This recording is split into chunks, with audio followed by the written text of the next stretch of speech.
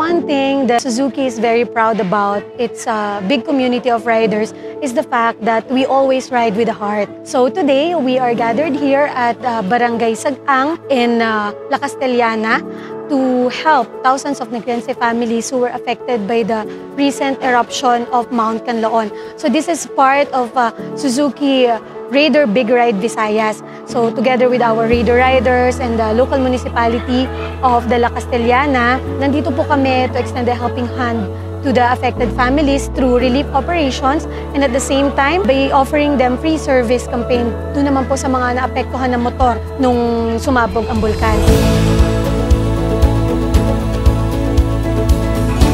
Salamat Suzuki sa inyong pagkatudiri, sa inyong pagbulig. Salamat Suzuki sa paghatag sa amon. Maraming salamat Suzuki.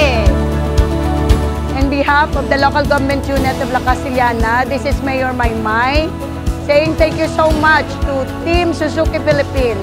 Padayon kita sa pag-arangka.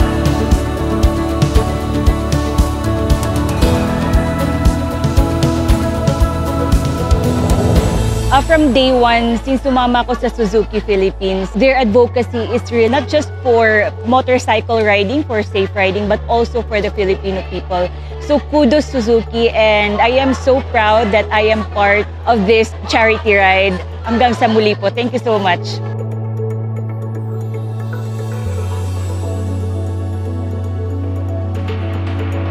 Napaka-big event yung nangyari ngayon. Solid.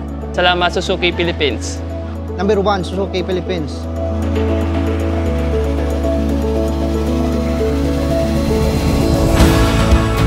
Nakaka-overwhelm po yung makita po yung itsura po ng mga tao. Sobrang saya. Sulit po yung effort po ng lahat na pagpunta po dito. Apakasulit po talaga ni Suzuki. Thank you so much po.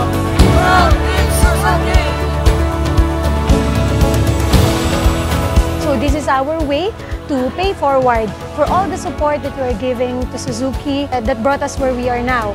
Because here in Suzuki, we help, we aid, and we rebuild.